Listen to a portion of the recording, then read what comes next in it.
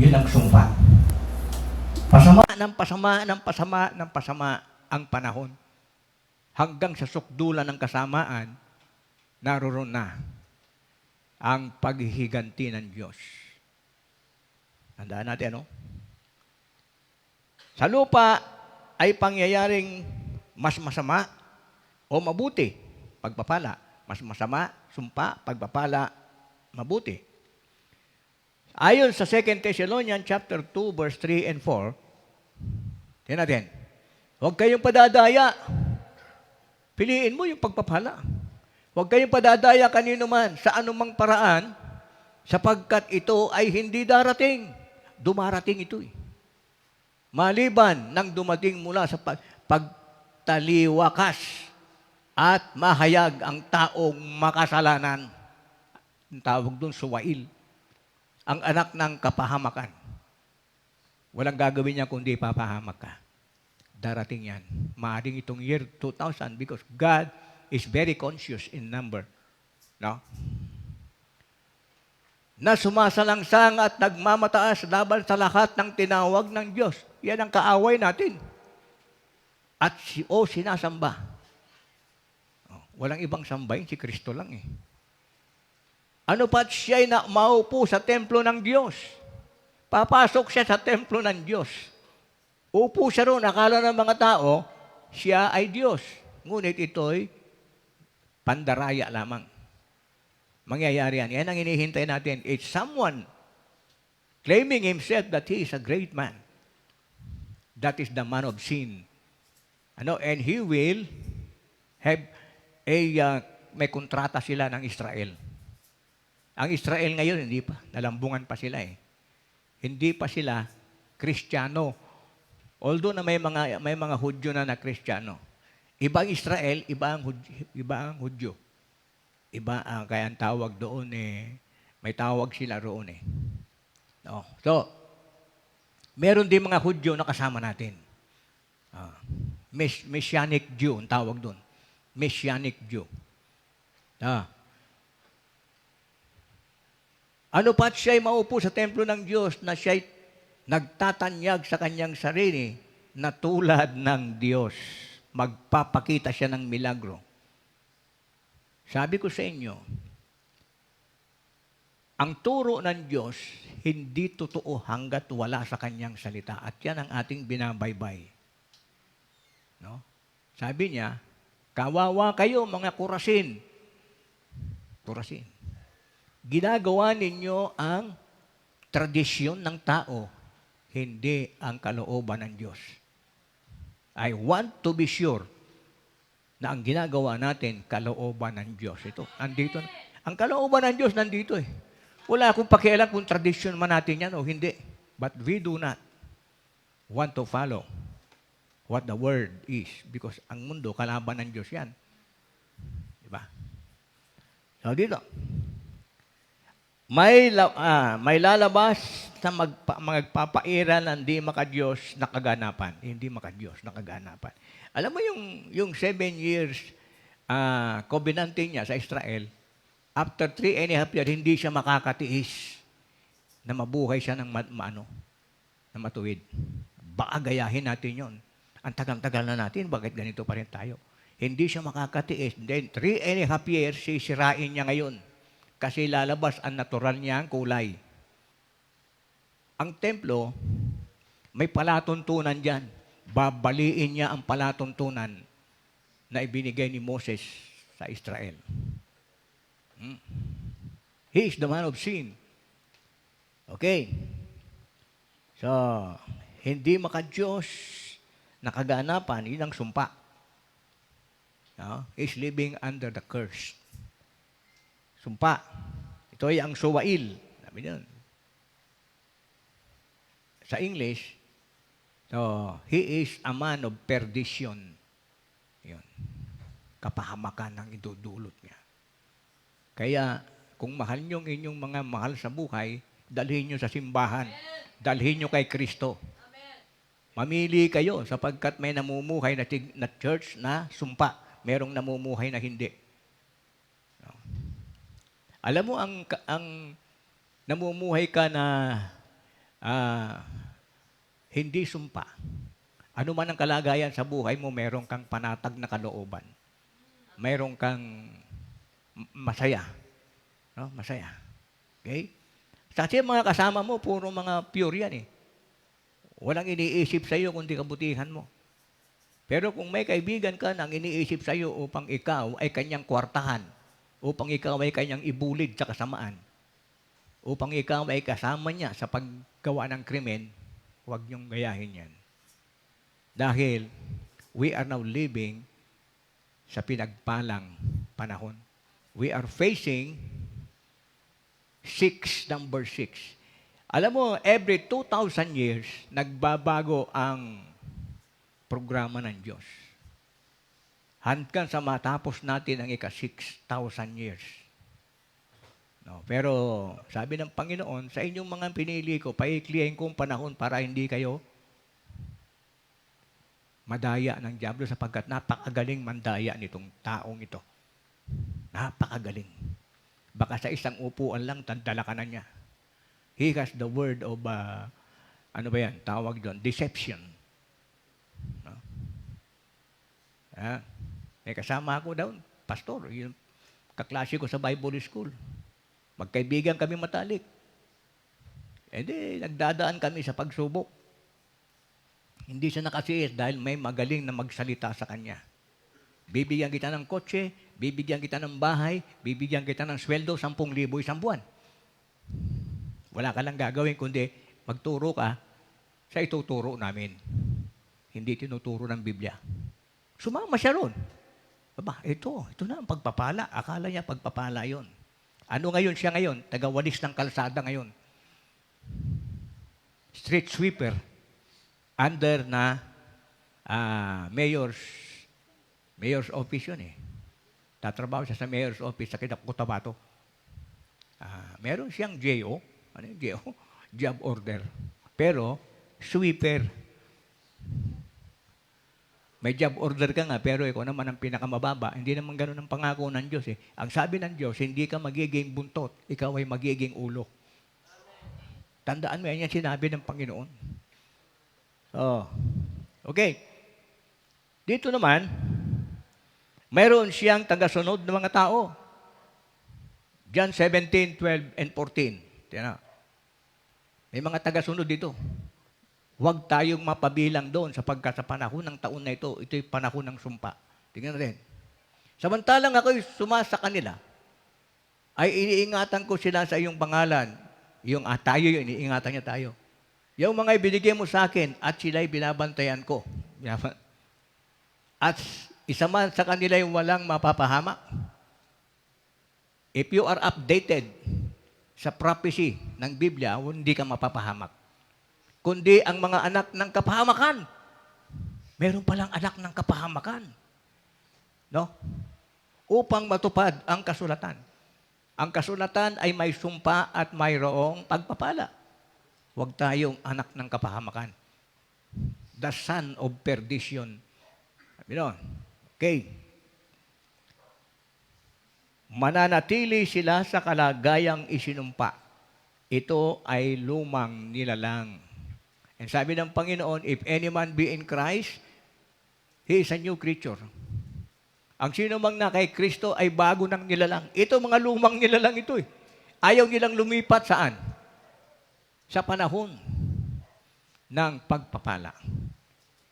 Alam nyo, bawat pagpatak ng panahon, dito sa Luke chapter 19, verse 14, tingnan natin. Luke 19:14. Yan. Luke chapter 4, verse 19. Yan. Tingnan natin ito, ha? Tignan natin ang magaganap. Tingnan natin ang magaganap. Ito. Sabi rito, nung pisa natin, bahagi lang itong ginawa ko, sabi niya, the Spirit of the Lord is upon me. Ang Espiritu ng Diyos ay sumaakin upang itanyag ang kaaya-ayang taon ng Panginoon. No? Kaaya-ayang taon. Ibig sabihin, dumako na tayo sa kaaya-ayang taon. Dadako tayo doon sa bawat panahon. Tuloy natin. Tuloy mo, 1920, ayan.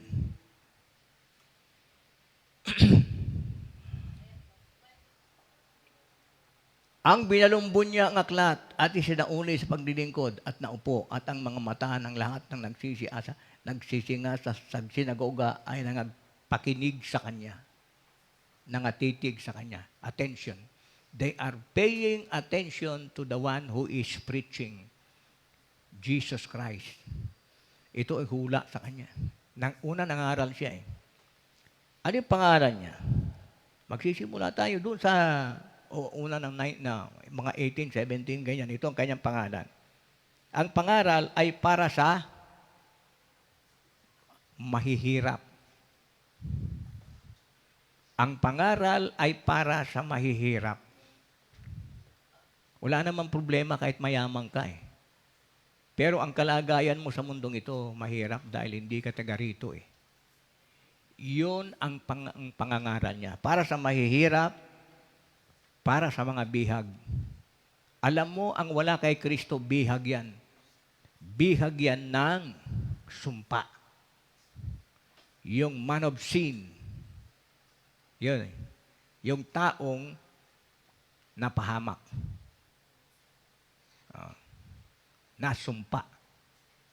Sumpa. 4 ito eh. Ang ebanghelyo ay para sa mga mahihirap. Diba? Para sa mga bihag. Ano yung bihag? Hindi ka naman nabilanggo eh, pero bilanggo ka ng kapangyarihan ng kapahamakan. Yung sumpa. Ayan. Maaring magsisimba ka, pero hindi ka pa pinalaya sa bihag ng kaaway. Ano pa? Pang-4. So, bulag. Para sa mga bulag. God is our healer. Jesus Christ and the Holy Spirit promise healing.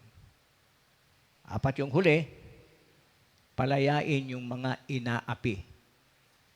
Ito ang nangyayari sa atin sa bawat taon. Kaya sabi nga ni Haring David, teach me to number my days, that I might apply my heart into wisdom. Ang puso ang siyang totoong nanggagaling ang karunungan. Amen. Hindi ang kaisipan. Ang kaisipan, sabi ng Panginoon, I will use the base things of this world. Ang kaisipan, yan ang makamundo. The wisdom of this world or the learning of this world is only a filthy rag unto the Lord. Maduming basahan lang. No. So I will use the base thing. Gagamitin ko ang pinakamababang antas ng buhay. Ito yung mahihirap. Yun ang sabi niya. To confound the wise. Yung mga mayayaman, yung mga mayaman sa kamunduhan. Imbis na gastusin niya ang kanyang kayamanan, sa Panginoon gagastusin niya para sa sarili niya at para sa hindi magandang pangyayari. Ayun ay they are living under the curse. Jadi para pahiyain ang mga mayaman. Gagamitin ko ang mga mahihina para talunin ang malalakas. Iyan ang promise. Yan ang mangyayari sa atin sa mundong ito. As God bless us this year, 2006, itong 2006, meron naman pinagsumpa ang Panginoon sa lupa. 2006. Makalangit tayo eh. Makalupa, yun. Darating yung taong suwail. Tandaan natin, dito kayo dinala ng Panginoon. Alam ko mahirap lang tayo. Umaasa tayo sa biyaya ng Diyos. Kung ikukumpara natin ang ating propesyon bilang Kristiyano sa ibang church, malayo tayo, mayayaman sila. No? Mayayaman sila. They can afford na tustusan ang mga membro.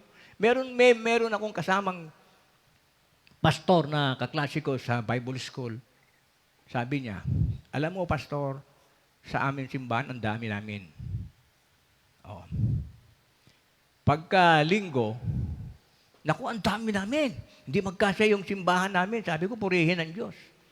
Pero, pagkasusunod, prayer meeting, Bible study, at saka paghahayo, 10 lang kami. Taga-Amungan. Yung pastor na yon, dati yung bilanggo. Kasama ko. Yung nag-compose ng kantang, yung kantang yun? Si Jojo Siok. Oo, kilala siguro yan. Composer yun ng kanta eh.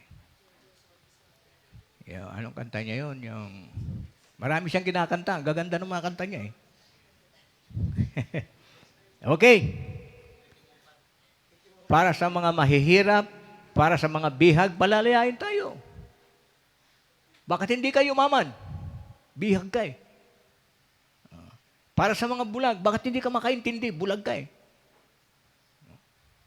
Para sa mga inaapi. Alam mo, hindi ako maniniwala eh.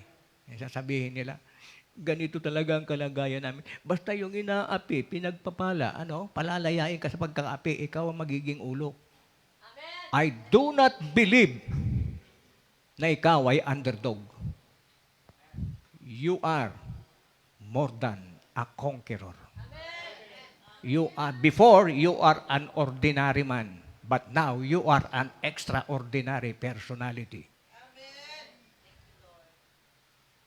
Sabi niya sa akin, meron akong kasamang negro eh.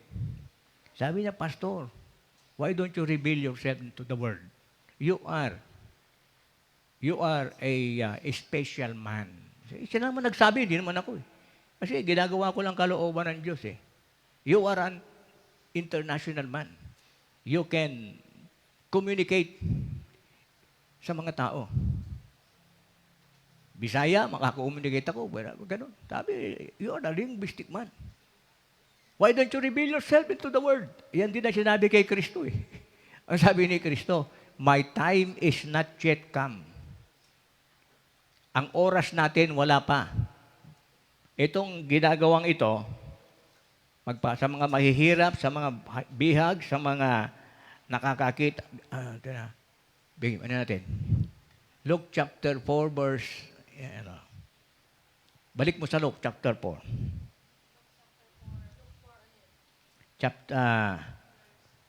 Luke chapter 4 verse 19, 19 yan, no? Hindi, itaas. Kasi, ang sabi rito, we will reach the acceptable year of the Lord sa English. So, wala pa tayo doon. Papunta pa lang tayo doon. Yung magiging kaganapan ng ating pagiging Kristiyano. Sa ngayon, hindi tayo pare-pareho ng gift. Depende yan sa pagtanggap mo. Depende yan kung anong kalooban ng Diyos sa gift mo. 1 Corinthians chapter, 18. Ito yun eh. 4. Ayun. Sumasa akin ang Espiritu ng Panginoon. Sabi niya, pagpunta ko sa langit, ibibigay ko sa inyong Espiritu ng Diyos. He is our, taga-aliw sa atin.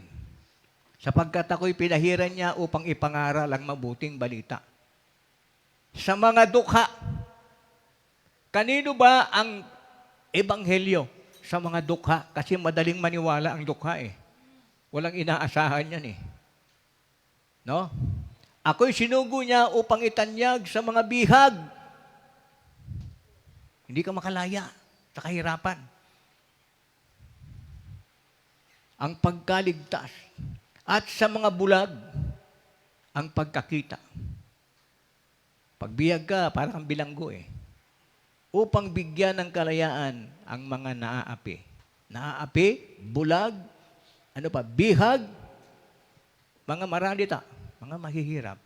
Diyan umiikot ang mensahe natin ngayong year 2006. Hindi ko alam kung ito yung mangyayari ng propesiya sapagkat ang prophecy ng Panginoon, tiyak na magaganap, ngunit hindi natin mamamalayan na ganap na pala. No? Na tayo ngayon, iakyat tayo. Okay. Tayo ngayon, pagkat binigyan tayo ng Espiritu ng Diyos, bumihag tayo ng mga nakabilanggo. Magpagaling tayo ng mga may sakit. Ano pa?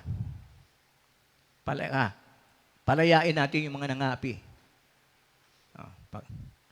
Bigyan natin ng kaliwanagan ang kanilang paningin. Kasi ang ibang tao, bakit may mga iba't ibang religion? Ito mga bulag yung iba. Ayaw kong maghukom. Pero sabi ng Biblia, I will give you my spirit and these signs shall follow to them that believe. I will give them my spirit and then they will become an extraordinary personality. Ano yun? 1 Corinthians chapter 12. Ano yan? They can speak supernaturally. They can act supernaturally. You speak supernaturally, meron kang pananalitang nakakapagbigay ng courage. Ano yung tawag doon eh? Pag magsalita ka, may kapangyarihan. Supernatural eh. They speak, act, and yung act is gagawa ka ng milagro. No? No. Babasahin ko ha. Anong mangyayari kung nasa iyong espiritu? Ito. Hindi ko may tatanggi ito sapagkat sinabi ng Biblia, ang lahat ng nasa Biblia dapat sundin natin. Ang wala sa Biblia, huwag mong pagtuunan ng pansin yan. Hindi totoo yan. Sabi ni Kristo, I am the way, the truth, and the life. If you want the truth, follow my way. The Bible is Christ. Diba? According to John chapter 12. And the verses become, and that the Christ become the verse. Ito. Itong mangyayari sa atin, pakanasahin ninyo ito, sabi ni Apostol Pablo, sapagkat sa inyo ito ang kasulatan na inyo ito. Pero kung baliwalain mo, hindi mo ikiniklaim, wala mangyayari sa iyo. 1 Corinthians chapter 12. So,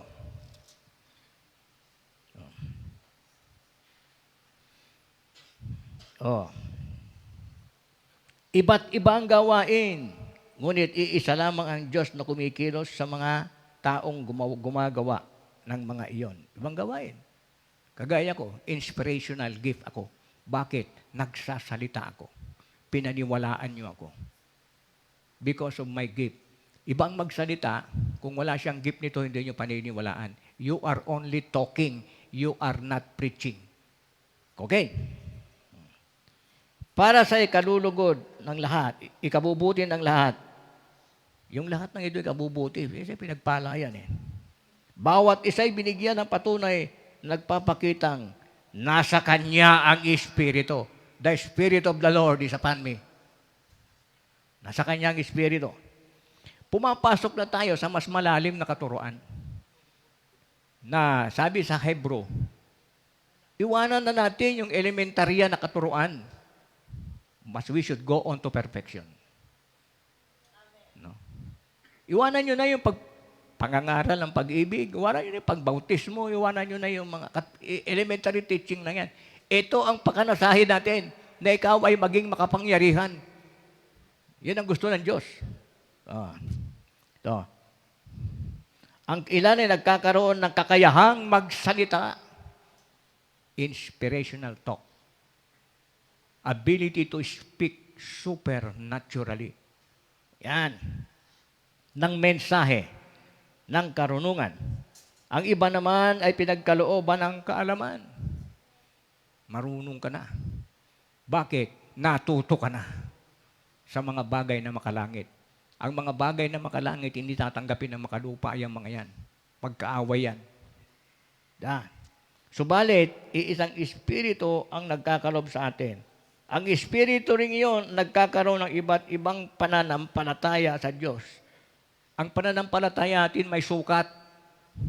Merong dead faith, merong ang tawag doon. May pananampalataya na umuunlad, may pananampalataya na ganap. Oh. Ayun, dead faith. Walang saving power yun. Nananalig ka, walang saving. You have a dead faith. To. At ang iba'y ang kapangyarihang magpagaling. Diba? Mga bulag. Gagaling yan. At ang may sakit. Magpagaling sa mga may sakit. May pinagkalooban ng kapangyarihang gumawa ng mga himala. Miracle. No? Iba naman ay kakayahang magpakayag ng mensahe mula sa Diyos. Prophecy. So, ang iba'y kakayahang kumilala kung ano ang kumilala kung aling kaloob ang mula sa Espiritu. Dadayain ka kung hindi mo alam ito. Dadayain ka ng Espiritu ng kasinungalingan. Paniniwalaan mo yun sapagkat kamangha-mangha sila, di ba? Papangakuan ka ng kotse, papanahon ka. Ayun nangyari sa kasama ko. Nabulag siya. Yan. May pinagkalooban ng kakayahang magsalita ng iba't ibang wika. Ito pakanasahin daw natin ito. Kasi pag nagsasalita ka ng ibang wika, tatakbo ang mga demonyo. Hindi nila ito nasahan na sila dadakpin na ng mga anghel. Kasi hindi nila na inaunawaan eh. Dito sa lupa, meron silang kapangyarihan. Sa langit, hindi sa langit, sa tuhanan ng Diyos, dito sa taas, meron silang headquarters dyan. Sa lupa, meron din. Sa ilalim ng lupa, meron sila. Kaya pag nanalangin ka, diretso yan, haharangin nila sapagkat naunawaan nila yan. Pero kung manalangin ka ng speaking in tongue, lalagpas lang yan. Hindi ko maintindihan ano ba sinasabi niyan. Walang nakakaunawa nito, kundi ang Diyos lamang.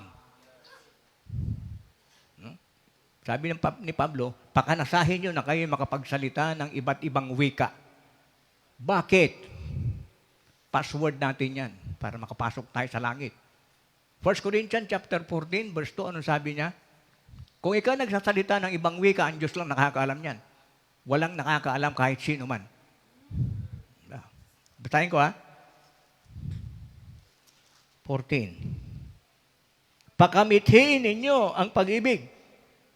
Magmahalan tayo, walang pandarayang pagmamahal, totoong pagmamahal.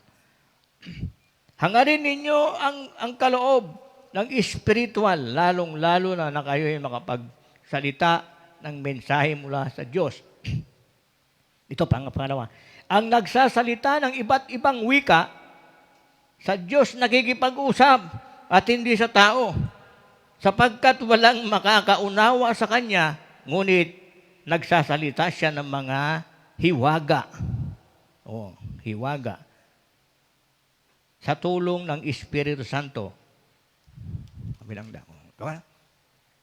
Yan. Alam mo, pagka nagpupuri tayo, at ika'y binigyan ng kaloob nito, napakaingay.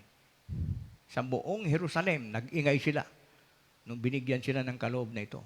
At ang sabi ng mga tao sa mga Jerusalem, yung mga taong sinumpa, ano ito? Mga lasing aga-aga, lasing na. Ang ingay nila. Ang speaking in tongue, it is a tongue. Tongues of fire. Tongues of fire. Ano yan? Yung tongues na yan, apoy na susunog sa mga masamang tao, masamang pangyayari. If you are speaking in tongue. Siguro, bago sa inyo ito. Pero dapat mangyari sa atin ito. Sapagkat year 2026 na, sabi yan, teach me to number my days that I might apply my heart unto wisdom. Sabi ni David. Turuan mo ako. Bilangin ang aking mga kaarawan. O nagbibilang tayo, 2,000 years and 26. 2,026 years na tayo nagbibilang mula nung ibigay ang banal na Espiritu. Okay. So, sana naunawaan ninyo. May magaganap ding bagong pangyayari sa taong bagong nilalang. Born again. Tayo born again. Kaya nga, tama tayo.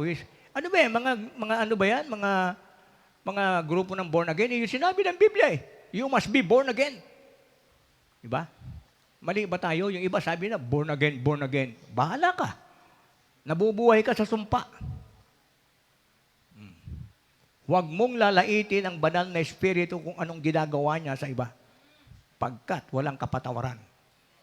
That is not amount to blasphemy of the Holy Spirit. Okay. Ito ang born again, ang pagpapalang kalagayan. Una, anong pagpapalang kalagayan? Ito, unang-una, magaang ang buhay. Panatag ka kahit ano ka man ang mangyari sa iyo. Mahirap ka man o ano man, panatag, magaang ang buhay mo. Nararamdaman ba ninyo yan? No? Meron bang hindi nakakaramdam? Ipagnalangin nyo, Panginoon, ito ang pangako mo. In the world you will have tribulation, but in me you have peace. Sa mundo, may mga tribulasyon kayong mangyayari sa inyo. Pero sa akin, panatag kayo. No? Ito, magaang ang buhay. Maraming may pera dyan, pero magbigat ang buhay. Diba? Pangalawa, kakayahang ipairal ang kalooban ng Diyos. This is the power to enforce the will of God. Meron kang inspirational gift. Magsalita ka, maniniwala sila. Kung magsasalita ka man, ang pambobolang gagawin mo, hindi sila maniniwala. Hanggang ngayon, hindi mo pa rin sila madala. Bakit? Walang pagbabago sa buhay mo eh. Kailangan madala mo ang pamilya mo. If you love your family, if you love the Lord, sundin mo sila. Itong utos ng Diyos sa atin eh. No? Sa mga bata, obey your parents in the Lord. Yeah? Kayo mga bata, pagsabihan kayo ng magulang nyo, sundin nyo. Kahit na masama man namang magulang ninyo, ipakita mo na you are following the Word of God. Sabihin mo rin sa kanya, ipakita mo ang pagbabago mo, makikita nila yan. Makikita na ikaw umuunlad, sila hindi. Tandaan mo yan. Makikita nila ikaw masaya, sila hindi. May pagkapilan lang eh. So,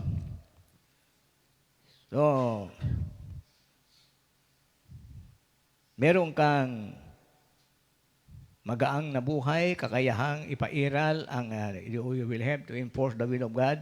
Pangatlo, kaunlarang kalagayan, abundant life, John 10:10. I came that you might have abundant life. Abundant life is not only money. It is complete. Soul, body, and spirit. No? And gabay ng Diyos. I will give my spirit and He will guide you into all truth. Guide the Holy Spirit. Yan dapat ang mangyari sa atin itong year 2006. Yan. So, at ito ba ay totoo? Tignan natin ang salita ng Diyos. Ito ay tiyak, may katiyakan. John chapter 3, verse 16, and 1 Corinthians 3:16. John 3:16, anong sabi niya? Go. Sa Juan.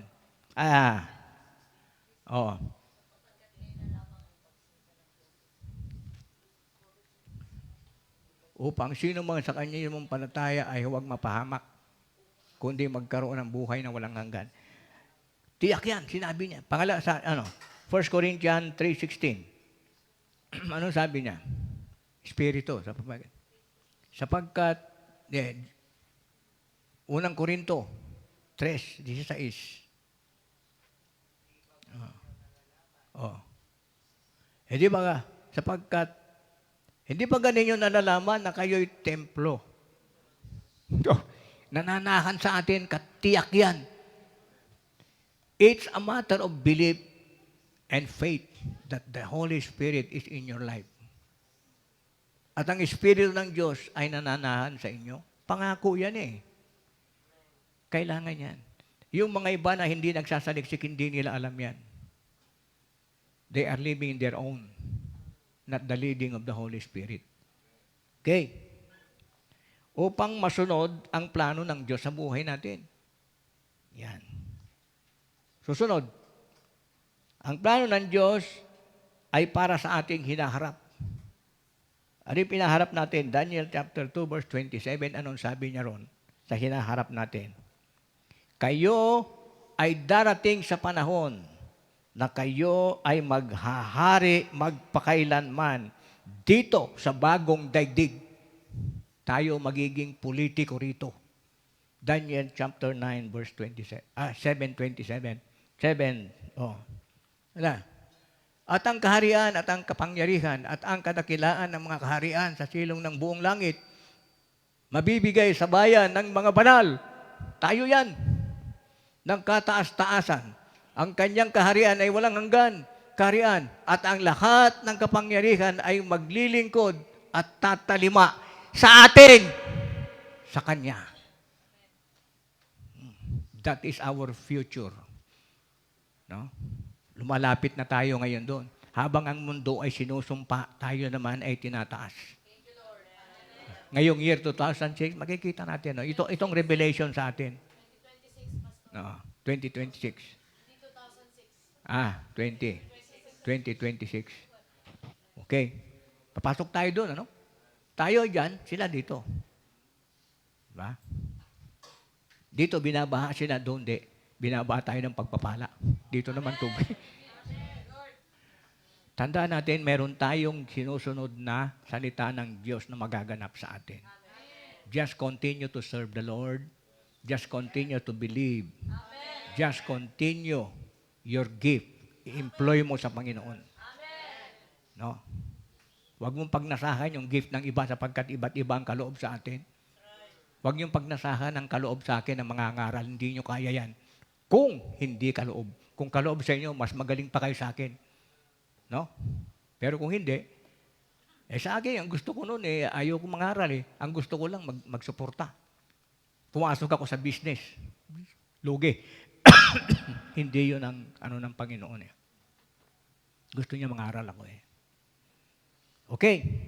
Ang inaharap natin, so, maghahari tayo magpakailanman, bagong daigdig. Yun ang future na darating natin. Ang ating kasalukuyan, tingnan natin yung kasalukuyan natin. Titus chapter 3 verse 8 to 11. Ang kasalukuyan natin mangyayari, unang-una, 8 to 11, verse 8, manalig tayo sa Diyos. Amen. Pag mananalig ka, wala kang takot. No? Kahit ano man ang dumating, wala kang takot. Because God is with you. The Holy Spirit is in your life. Tapos, ito maganda. Gumawa ng mabuti. Verse 8b. Yan. Tapat ang pasabi. Yan. Sabi ng Biblia, tapat daw, sinasabi niya. At tungkol sa mga bagay na ito, ay ninanasa kong patutuhanan mong may pagkakatiwala. No? Manalig. Upang ang mga nagsisisampalataya sa Diyos ay maging maingat sa panatilihin ang mabuting gawa. Ang mga bagay na ito ay pawang mabubuti at mapapakinabangan ng mga tao. Mga taong nananalig sa Diyos. Okay? Do's and don't. These are those. Don't. Ano ba don't? Ito. Verse 9. Ayan. Ano sabi niya? Iwasan ninyo ang pagtatalo, debate. Dito maraming lumabas na iglesia, nakikipagdebate sila. Pag dinibate ka ng pastor, lumayas ka dyan. Hindi nakapagbibigay ng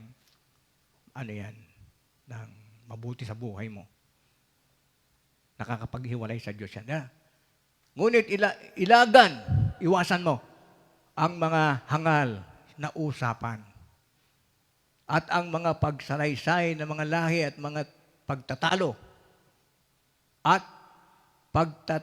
pagtatalaan tungkol sa kautusan. Galing, no? Marami, nagbubukas ng Biblia, sasabihin sa'yo, ganito, ganyan. Sapagkat ang mga ito ay di pinapakinabangan. Walang kabuluhan ang debate. Iwasan mo yan.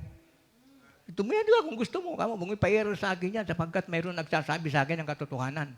Ang salita ng Diyos. Bakit mo sasabihin sa iyo yung salita mo, hindi ko ta paniniwala, lumayas ka. Ang titigas pa naman ng mga ulo niyan. Ang sabi sa akin, Pastor, bakit 3 Diyos nyo? Sino mo may sabi 3 Diyos? Isa lang ang Diyos.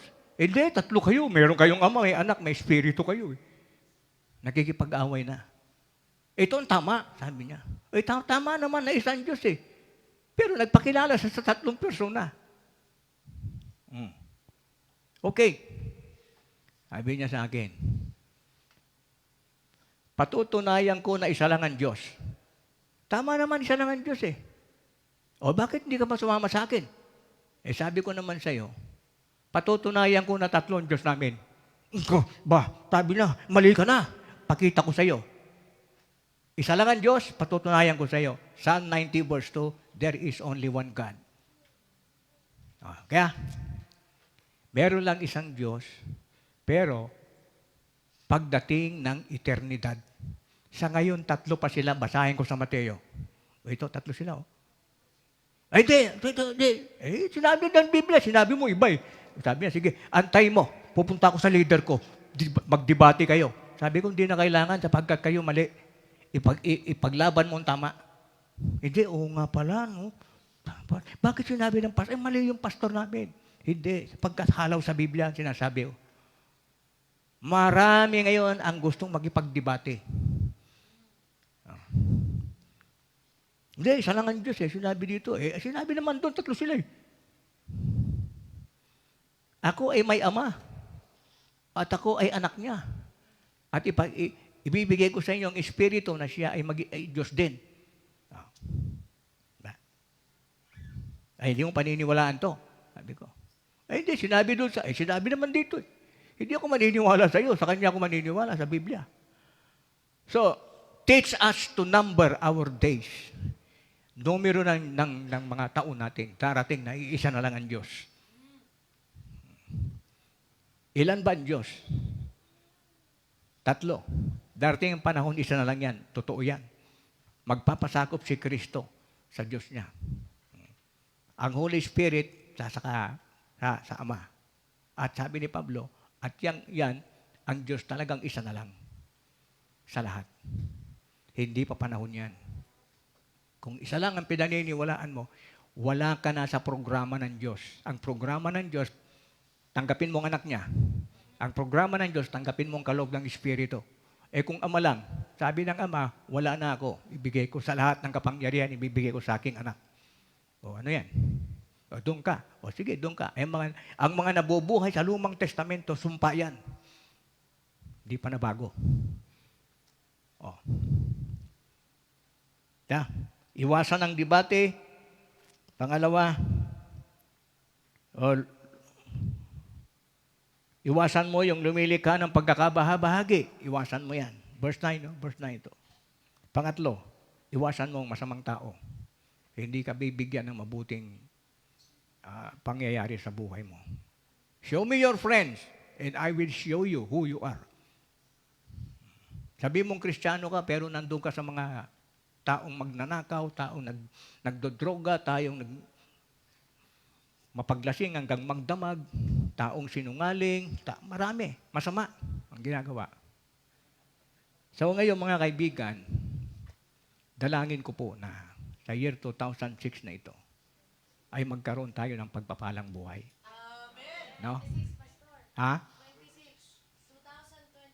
26. 2026. 2026. Kasi pakiramdam ko, hindi ako tumatanda eh. 2026. Parang ganun pa rin ang pakiramdam ko eh. Ayan. Okay, tumindig po tayo bago tayo kumain at uminom ng pinag-uutos ng Diyos. Dakilang Ama, narito po ang buong kongregasyon sapagkat binigyan mo kami ng mga kaloob.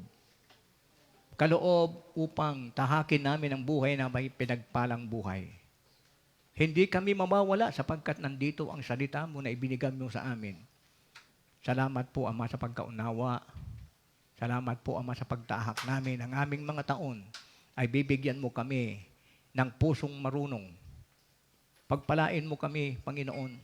Palayain mo kami sa bumihag sa amin.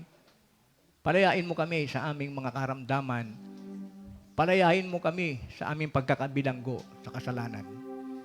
Salamat po, Ama, na we are going to live this year 2000 following your instruction unto us.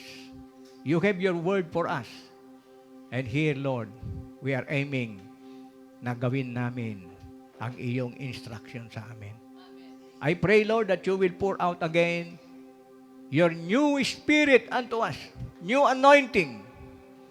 Panginoon. New way of living. New way of understanding. Salamat po, Ama, na ipakita mo sa amin ang mga kaloob mo na dapat naming gawin upang magkaroon kami ng kumpletong pakikipag-ugnayan na paglilingkod sa iyo. Lord, as I pray, kaninang nagtutugtugan kami dito, kumakanta. Na-impress sa aking kaisipan, but we need the trumpet. A trumpet. A musical instrument.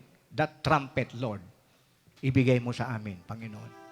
Kung hindi mo man kami bibigyan ng manunugtog, turuan mo kami na mayroong isang sisibol dito na magiging musikero by use of trumpet na yan. Salamat po, Ama. Gusto po naming maging ganap.